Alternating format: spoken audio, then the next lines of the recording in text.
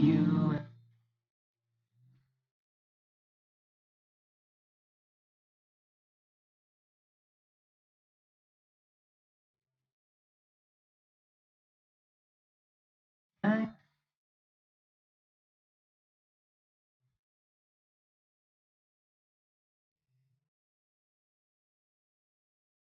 Bismillahir Rahmanir Rahim. Assalamu alaikum wa rahmatullahi wa barakatuh. My dear viewers, I'm very pleased to welcome you once again to our next episode of iTeen's World, where we are discussing leadership development for youth. And today, interestingly, we have three guests that are young, vibrant, and I would like to start with introducing first. My name is Abdul Yusuf. You must have seen me before. I'm 17 years old and originally I'm from India, but I've been living in Dubai for nearly 16 years. MashaAllah. Assalamu alaikum. My name is Omar Timsah. I am in grade 11. I am 16 years old. I'm Canadian of Lebanese descent. I've been living in the UAE for 15 years. MashaAllah. Assalamu alaikum. My name is Mohammad Waseem. I'm from Malaysia and I'm 14 years of age. I've lived here for roughly 13 years to 14 years.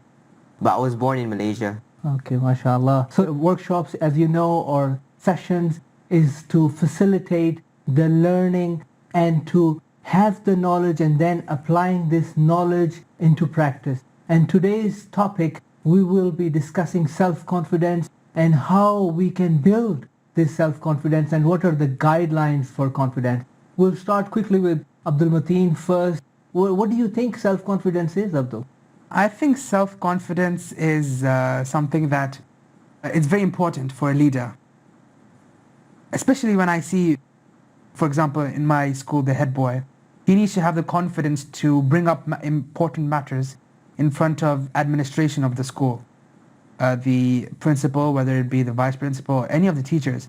And he should have the confidence to stop wrong and encourage the good as it's encouraged. What do in you Islam. think confidence is like?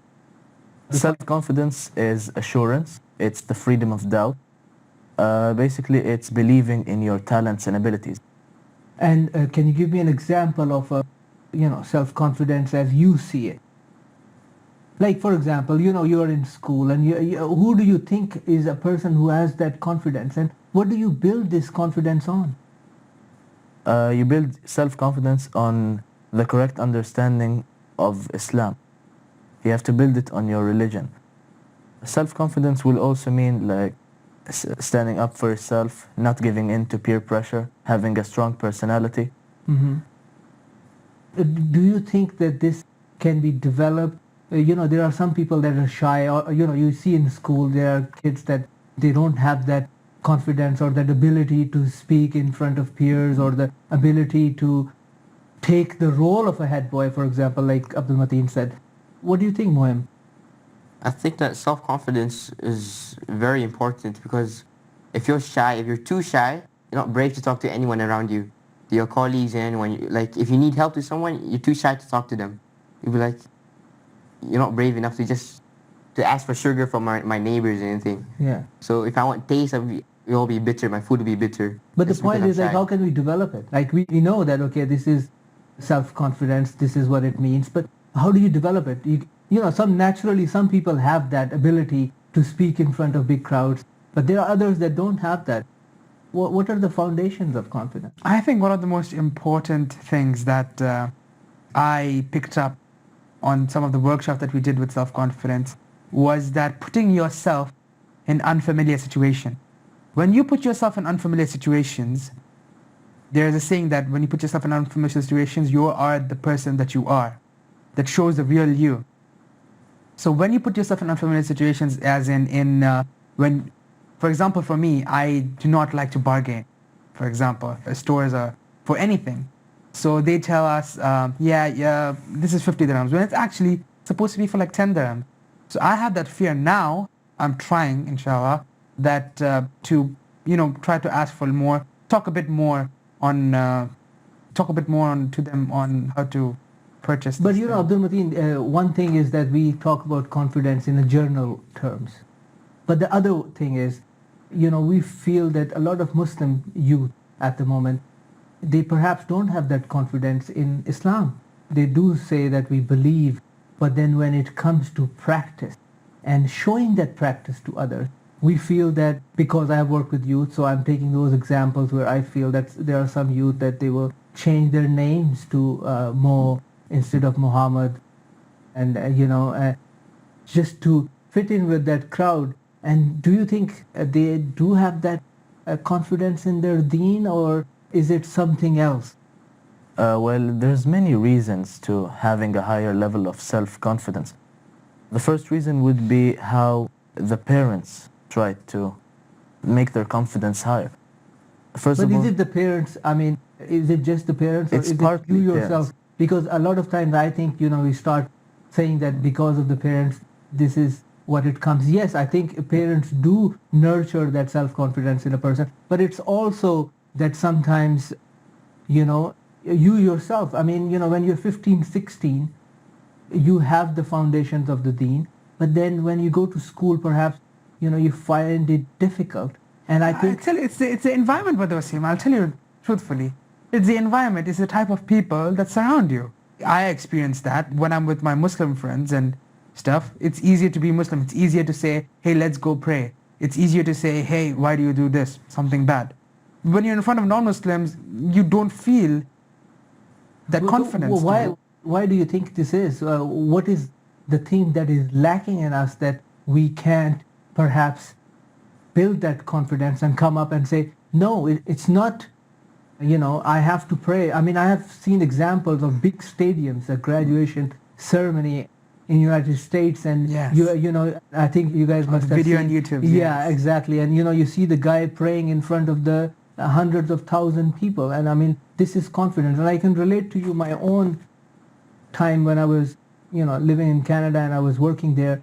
I had one time colleague of mine, and we were working in a mixed environment, of course, and we had a lot of people, and it was a cafeteria, and it was full of people. And then this brother, mashallah, he just took his jacket off and he started praying.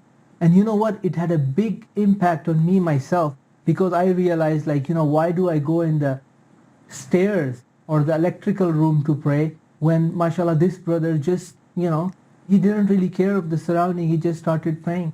And this is the confidence that I think we lack. And, it really, these are the examples that when we see and when we talk about, help us build that confidence. I think then it goes back to the same hadith. The Prophet ﷺ said that if you see something wrong, the first, you should stop it with your hand. And the most severest part. And it's the same thing, the saying that encourage good and forbid evil. So as you mentioned, praying in front of others, of course it had a big impact, because you're portraying yourself that I take my religion with pride. And I need to show people that this is serious and we believe in this. And then it comes to their question, why does he do it so seriously? Maybe there is something important. What do you guys think? How can we develop this? Like I asked before, but I need examples. Like, how can you develop this confidence? What do you think can help the youth today? Well, first of all, they should have the correct understanding of the religion, of their own religion, Islam. I remember a story about during the times of the Prophet ﷺ, when he appointed Osama bin Zayd, leader of the army, when he was only 17 or 19 years old. And in that army there were the biggest Sahaba like Abu Bakr, Siddiq, Umar bin Khattab, and Ali bin Abi Talib. Osama bin Zayd, even though he was the youngest one, he had a high degree of faith and confidence, which is why he accepted that mission. MashaAllah. And this shows you also the importance of youth taking they are the future of any community. And this is what we are trying to do. We'll be taking a break and we will be back soon, inshallah.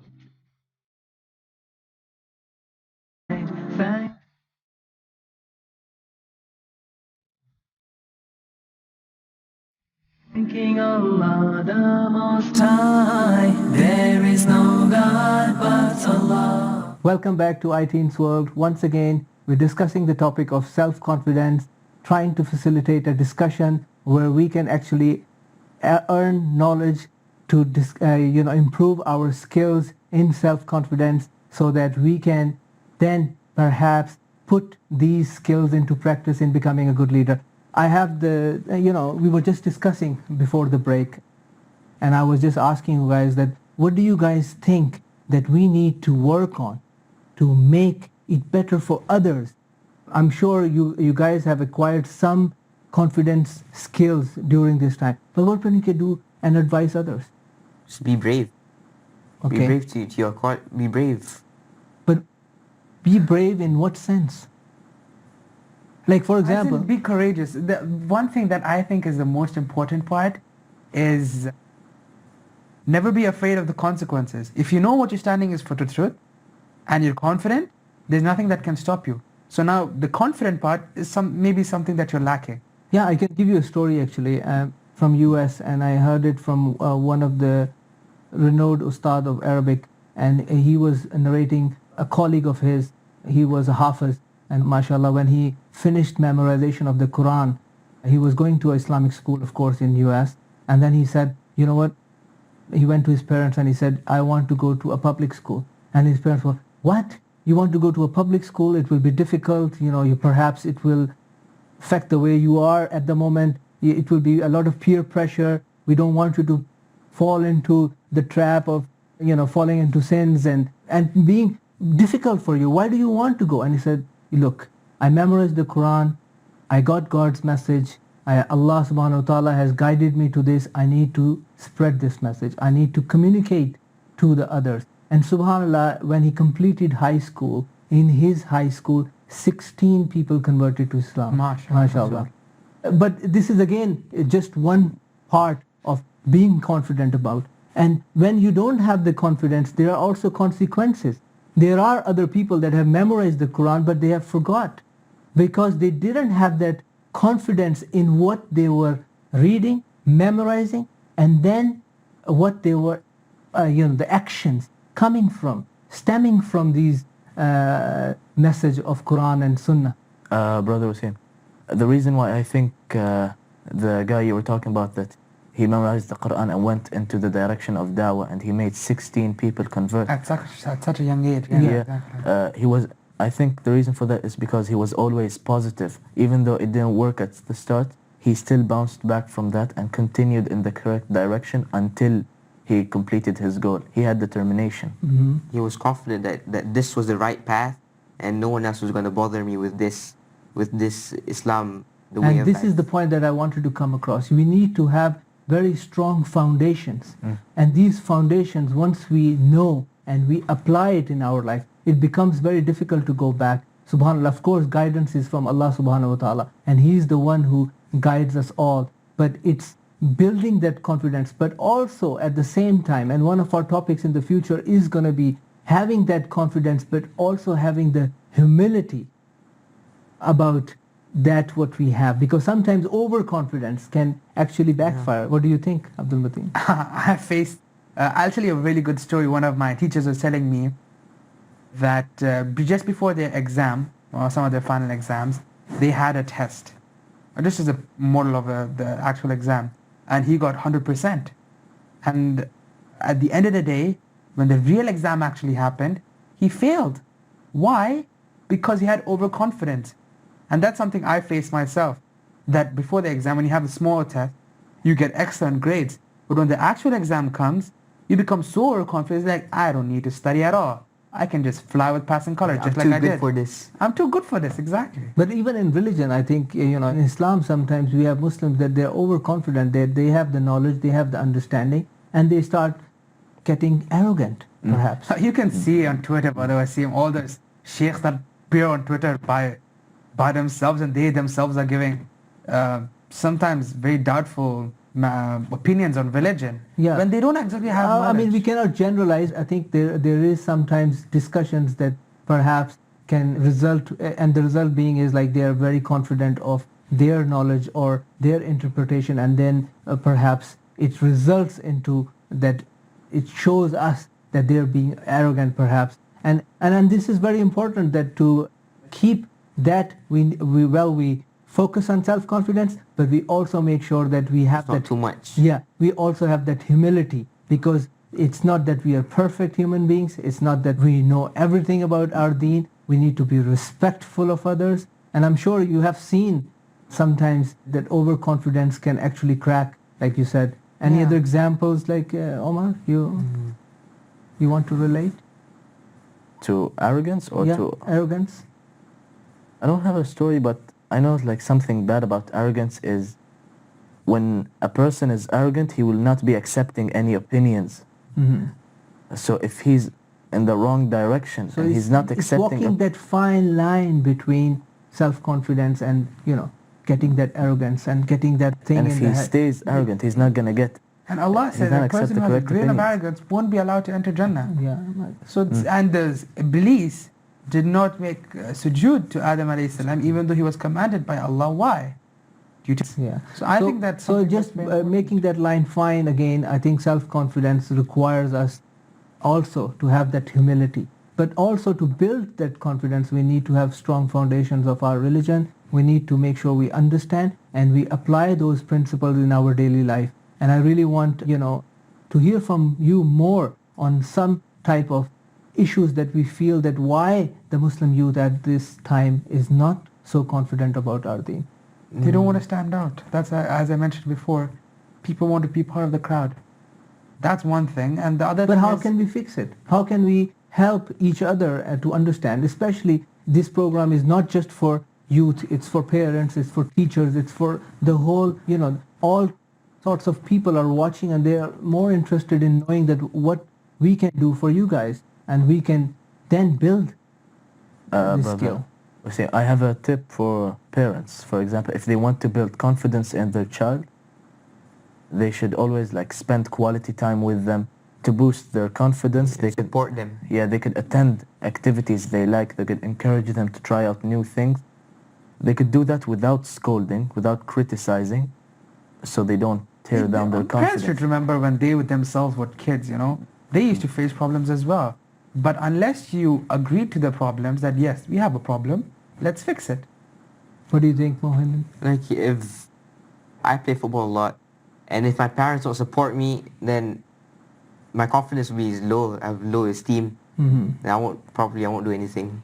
What about in deen? What do you think? How can the parents can help in And one of the building? sheikhs said a very important thing about that is a lot of parents encourage their children just to stay on the side, don't look out, don't be outspoken. It's a dangerous world. If you're careful of yourself, They should allow them to take risks, as long as the risks and opportunities that they're Find, taking are in the boundaries of... Yeah, within the Islam. guidelines. Yeah. Within the guidelines, yes. Yes, Mohammed, do you agree with it? Yeah, it's all right. Yeah. And Abdul Mateen, what do you think that perhaps we talked about that these are the weaknesses, but we also need to talk about the solution.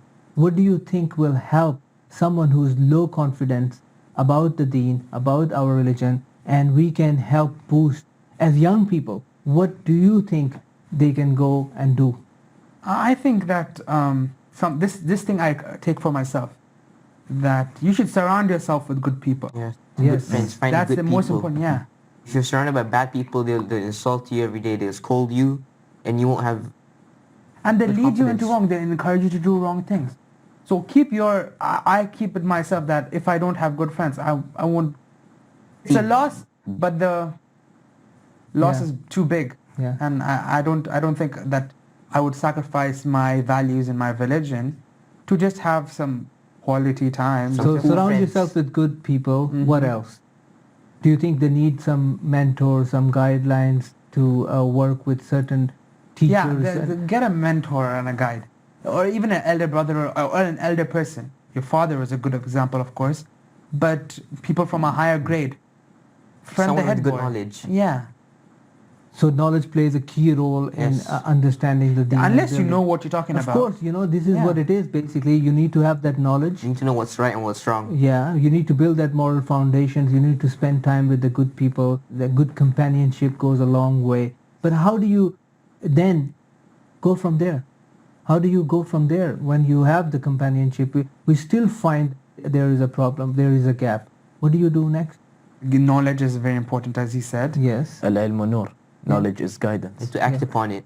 to act upon it is another thing. And I can tell you, from real life examples, because I have done some programs where we went and we discussed how we can breed this into the youth. I think basically sometimes we take petty little things that we think will,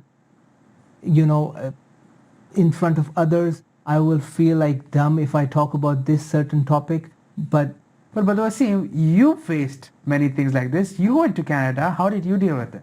yeah, I think basically the most important thing I always remembered is like, if I'm a model for Muslims to look at, in terms of, not that I am so high upon somewhere, it's just to, because when you're a Muslim and you're a minority, you want to keep those things with you, and one of the reasons is like you want to protect that identity. It's not the identity of being from that country or this country, coming, from this school or this university, but it's the identity of being a Muslim. And then how you do it, it can be difficult at times. But again, like I said, my story where I was so influenced by the person praying in front of people that then we went to the university and we were praying in one of the rooms outside. Then confidence grew because of the people again around us and the examples we see. So it's, that built the confidence. And but from that story, we can understand Yeah. that you go ahead and do your good thing. Yeah. If you know what you're doing is good, go ahead and do it.